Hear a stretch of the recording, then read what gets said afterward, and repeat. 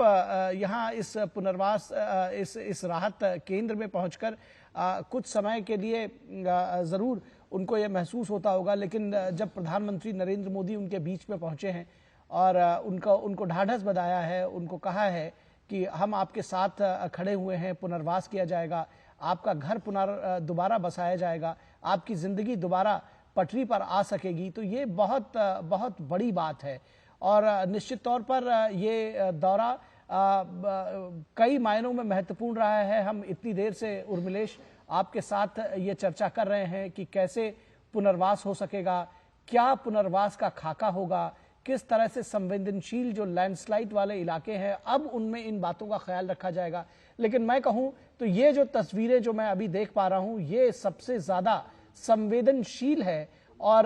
कम से कम मुझे भी इन तस्वीरों ने भावुक किया है, जहां पर लोग प्रधानमंत्री के साथ बात करते हुए अपना दुख बयां करते हुए उनके आंखों में आंसू आ जा रहे हैं। जो डॉक्टर्स की टीम है वो खड़ी है प्रधानमंत्री के साथ में, उनको बता रही है कि किस तरह से इस पूरे प्रकरण के दौरान, इस पूरे हादसे आपदा के दौरान उन्होंने काम किया है, क्योंकि उनके लिए भी ये बहुत जिसको कहते हैं कि भावुक क्षण होता है कि लाशों के बीच से आप जिंदगियां तलाशें और उनकी सांसें बरकरार रख सकें। ये जो डॉक्टर्स काम कर रहे हैं, जो बचाव कर्मी काम कर रहे हैं, उनके लिए भी बेहद चुनौतीपूर्ण है। उर्मिलेश, ये जो तस्वीरें हैं ये लंबे वक्त तक याद रखी जाएंगी कि किस तरह से दुख की घड़ी में प्रधानमंत्री ने इन लोगों का हाथ थामा है। बेहद महत्वपूर्ण तस्वीरें हैं। मैं चाहता हूं कि इसका थोड़ा विस्तार आप भी दें। निश्चित तौर से निखिल, देखिए इस दुख की घड़ी में जैसे कि आपने भी दर्शकों को बताया है कि ऐसे दुख की घड़ी में जब अपनों को ही ढूंढ रहे हों, ऐसी दुख की घड़ी में जब उनको ये पता ना हो कि उनके पास घर नहीं है, उनके पास रहने का जो ठिकाना है वो नहीं है, या उनके जो है पुनर्वास किस तरीके से होंगे, कई सवालों के दौर से जो है ये गुजर रहे होंगे जो आपदा पीड़ित लोग हैं। ऐसे में प्रधानमंत्री के उनके बीच में जाना, उनको ये ढाढ़स बताना कि नहीं आप घबराइए नहीं, हम आपके साथ खड़े हैं, हम आपकी जो है परेशानी को समझते हैं, हम आपको दुख के समझते हैं, आपके लिए तमाम हर चीज जो है आपके साथ हम हर समय खड़े हैं, आपके दुख में हम लोग खड़े हैं, सरकार खड़ी है। तो निश्चित तौर से कहीं ना कहीं उन लोगों को भी एक आत्मविश्वास उनके जो है, क्योंकि जो आत्मविश्वास वो खो चुके हैं इस भूस्खलन में, इतनी बड़ी आपदा आई है जहां पर कि कई लोगों को जो है खो दिया है, लोगों ने अपनों को खो दिया है, कहीं किसी ने अपनी माँ को खो दिया, किसी ने अपने माता पिता दोनों को खो दिया, तो किसी ने अपने भाई को खो दिया है, तो किसी ने अपने परिजनों को खो दिया है, या ये कह सकते अपने रिश्तेदारों को खो दिया है। तो निश्चित तौर से ऐसे समय पे जब जो है एक दूसरे को जो है उसके रिश्तेदार ढूंढ रहे हो या वो अपने परिजनों को ढूंढ रहा हो, ऐसे समय में जब प्रधानमंत्री ऐसे पीड़ित लोगों से मिलते हैं तो निश्चित तौर से ये एक बड़ी बात होती है। क्योंकि देखिए बात जब जो है दुख की ये घड़ी है, इस दुख की घड़ी में कोई भी आदमी, जैसे निखिल समझ सकते हैं कि जब कोई बड़ा दुख का पहाड़ टूटता है, ऐसे में कोई भी आदमी ढाढ़स बजाता है तो निश्चित तौर से आपके मन में कहीं ना कहीं एक विश्वास लगता है आपको, क्योंकि ये देखिए ये आपदा पुनर्वास भी हो जाएगा, ये जो है निश्चित तौर से लोगों को बेहतर सुविधाएं भी मुहैया हो जाएंगी, लेकिन इस दुख की घड़ी से वो कैसे उभरेंगे, क्योंकि एक बड़ा सदमा है, इस सदमे से वो कैसे उभरेंगे, इस सदमे से कैसे वो बाहर आएंगे, कैसे वो फिर दोबारा करेंगे। तो निश्चित तौर से जब प्रधानमंत्री से वो मिले हैं तो कहीं ना कहीं ये जो बड़ा सदमा उनको लगा होगा, उस सदमे से बाहर आने में भी कहीं ना उनको मदद मिलेगी, उनको विश्वास जो है वापस लगेगा, और जो है उनको अपनी जिंदगी की कई सारी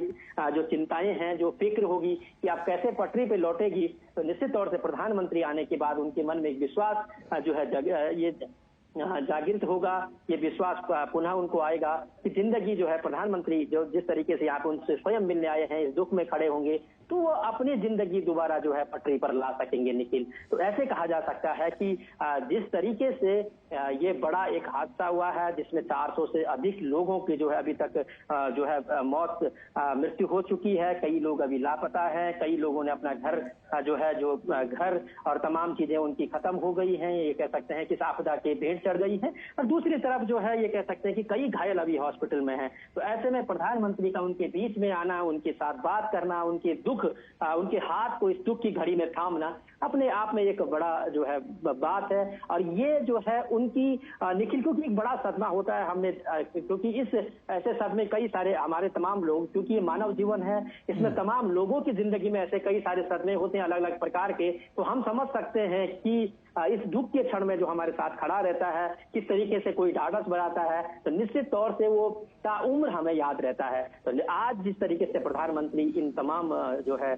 जो प्रभावित लोग हैं, इन प्रभावित लोगों से बातचीत कर रहे हैं, इनसे मिल रहे हैं, इनका दुख दर्द सुन रहे हैं, तो निश्चित तौर से उनको एक ढाढ़स भी बढ़ेगा, उनको विश्वास भी उनका जगेगा, और दूसरी तरफ उनको ये भी विश्वास होगा, ये भी जो है उनको खुशी है होगी मन ही मन कि केंद्र सरकार, या ये कह सकते हैं कि प्रधानमंत्री स्वयं जो है उनका दुख दर्द जानने के लिए यहाँ पर आए हैं। ये एक बड़ी बात उनके लिए भी होगी निखिल। जी, निश्चित तौर पर राहत की सांस तो जरूर ली होगी उर्मिलेश, जैसा कि आप कह रहे हैं। और ये भावुक कर देने वाली तस्वीरें हैं जब घर के मुखिया कुछ बोल नहीं पा रहे हैं, स्पीचलेस जिसको कहते हैं हिंदी में, निशब्द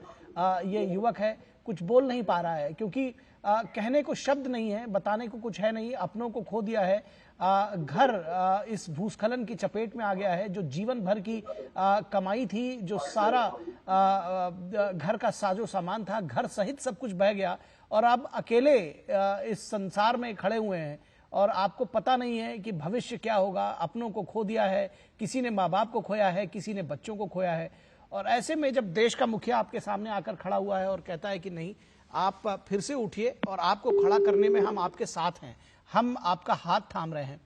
तो निश्चित तौर पर ये अपने आप में बेहद महत्वपूर्ण है। ये तस्वीर देखिए, इनके भावनाओं को समझिए। जो कहते हैं कि जो तस्वीरें हैं वो शब्दों से ज्यादा बयां करती हैं। मुझे लगता है कि हमारे दर्शक इन भावनाओं को, इन भावों को समझ पाएंगे और समझेंगे कि किस तरह से ये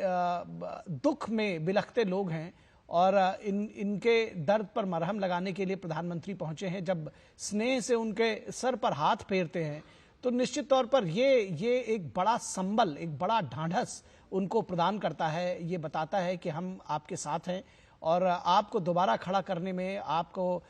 दोबारा पुनर्वास करने में, आपका घर बनाने में, आपको एक अदद छत देने में, आपके साजो सामान को दोबारा मुहैया कराने में हम आपके साथ खड़े हैं। और जिंदगी से घबराइए नहीं। इस जो विघ्न है, ऐसे विघ्न से लड़िए। है कौन विघ्न ऐसा जग में, टिक सके वीर नर के मग में। तो ये विघ्न है, इससे हम आपके साथ खड़े हैं, इससे भी पार पाई जाएगी। आप लड़िए, हम आपके साथ खड़े हैं, आपके साथ इस लड़ाई में हम आपके साथ हैं और दोबारा इस जिंदगी को पटरी पर लेकर आएंगे, दोबारा पुनर्वास किया जाएगा और एक बार फिर से जिंदगी मुस्कुराएगी वायनाड में उसी तरह से जैसे पहले मुस्कुराती थी 30 जुलाई से पहले। और इस पूरे प्रकरण में इस बात का ख्याल रखा जाएगा कि जब जो अधिकारियों से बात की है, पुनर्वास की जो है उनसे भी बात की है। और दूसरी बात, जहां पर जिन शिविरों में लोग रह रहे हैं, लेकिन उन शिविरों में स्वयं प्रधानमंत्री गए हैं, वहां पे जो महिला, पुरुष और बच्चे तमाम लोग रह रहे हैं, उनसे बातचीत भी की है। वहां पर किस तरीके से उनको जो है खाने और पीने की व्यवस्था की गई है, किस तरीके से उनको वहां पर जो है रखा जा रहा है, कैसे उनको जो है सुविधाएं मुहैया की जा रही है, उसके बारे में भी वहां पे प्रधानमंत्री ने जो है बात की है वहां पे जो अधिकारी थे उनसे। और जब अब वो जो है हॉस्पिटल गए हैं तो निश्चित तौर से, क्योंकि वहां पर जो है बहुत सारे जो आपदा में जो लोग घायल हो गए